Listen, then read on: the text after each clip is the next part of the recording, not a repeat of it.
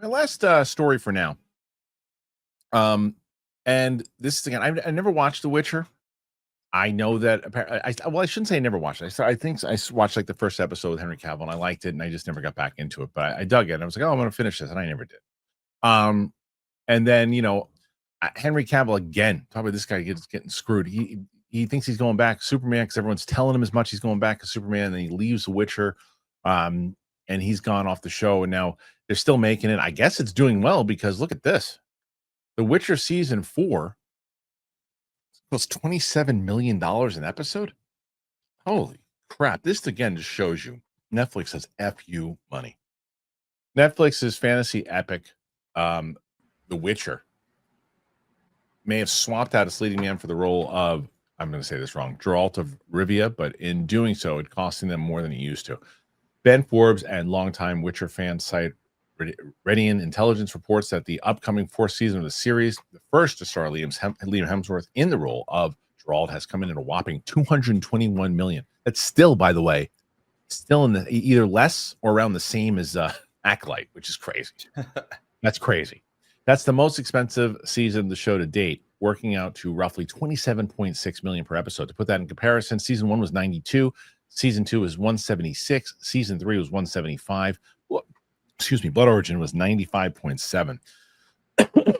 The site also says that the troubled spinoff, The Rats, A Witcher's Tale, which paused production after footage started coming in, has already racked up $20 million bill.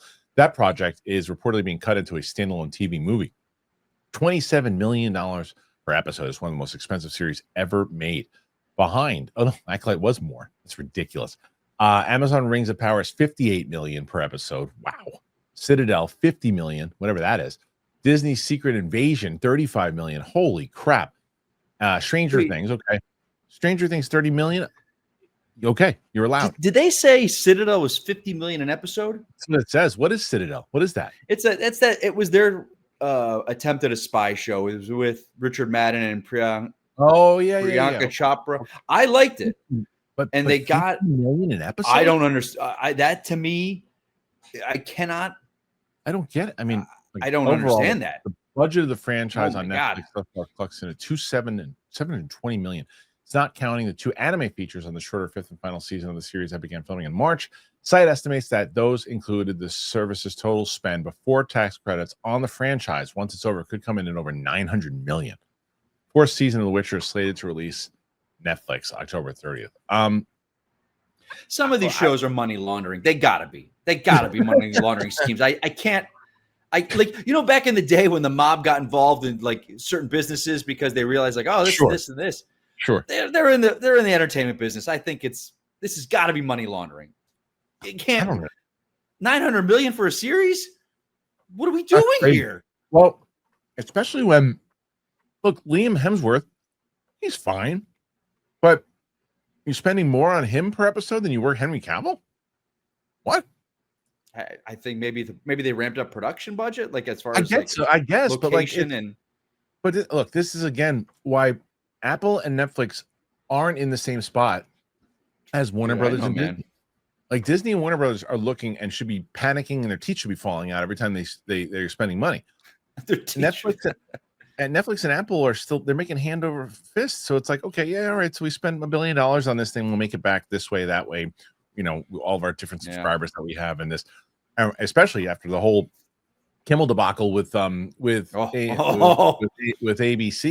and Disney losing reportedly $4 billion. They're probably Netflix is just like kind of dancing around going, they probably got either more subscribers because of it, or nobody was jumping ship from Netflix.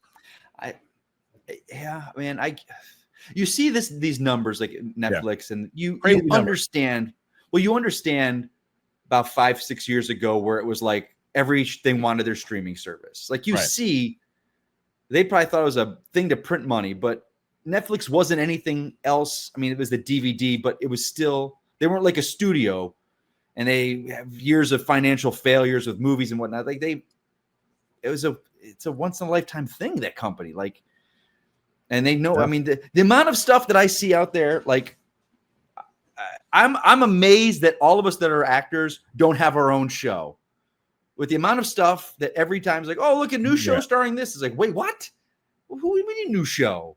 It's true. It's like, but on the other hand, Netflix doesn't really doesn't need to market their stuff. They're not spending X amount of dollars on every project to market. Some stuff they are, some stuff they aren't. Right. So it's like with the trailers, you're just like, put this in AI and give us a trailer. Guy cooking eggs. What? Oh, there's a bunch of bodies around me. Exactly. Oh, I'm an assassin. What? Right. It's an animated film. Okay. So I don't know.